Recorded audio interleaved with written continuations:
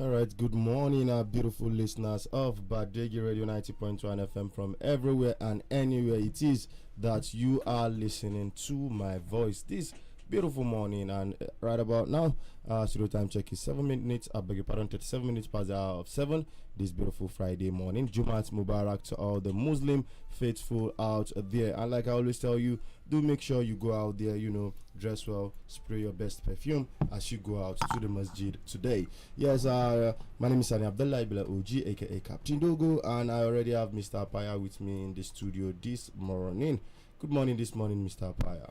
Yes, good morning, Billy, and good morning to all the beautiful listeners out there. When I say Juma Mubarak to all the Muslim Ummah out there, thanking you for always staying right here with us. All right.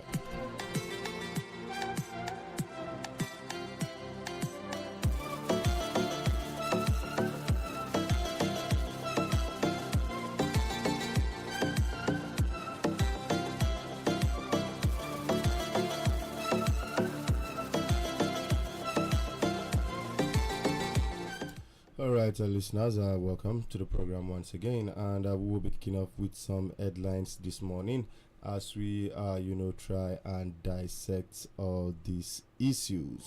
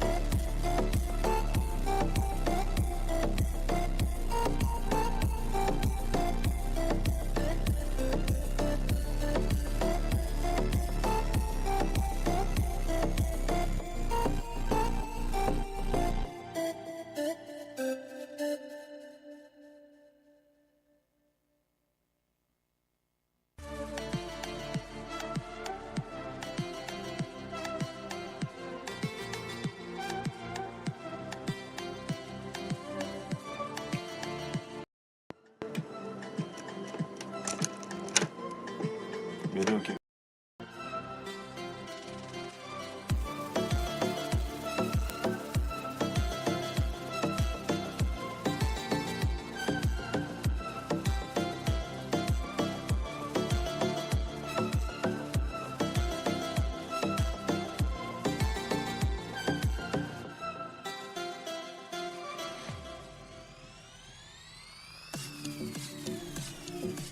All right, welcome back, listeners. And right about now, we'll be kicking off with some, newspaper headlines.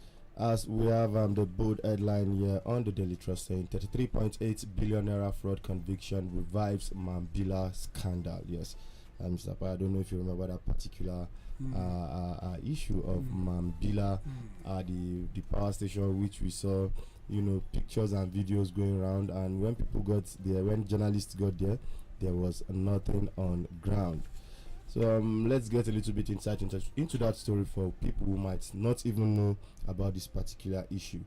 As it says, the conviction of a former Minister of Power, Salim Amang, on 12 count charges bordering on money laundering to the tune of 33.8 billion naira has once again beamed a searchlight on the failed Mambila power project. The 3,050 megawatt Mambila plant in Taraba State was designed to be Nigeria's largest power plant, but it has been stalled for over 40 years despite billions of naira sunk into the project. When completed, Mambila project will be Nigeria's biggest power plant. It is aimed to increase electricity access to the country, stimulate economic growth, enhance the living standards of millions of Nigerians, and increase exports to Niger, Togo, Benin, and Chad.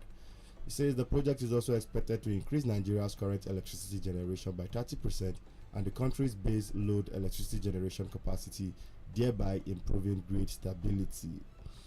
Justice James Omotosho of the Federal High Court sitting in Abuja yesterday convicted the former Minister of Power, Salim Mamman, on a 12-count charges bordering on money laundering to the tune of 33.8 billion naira.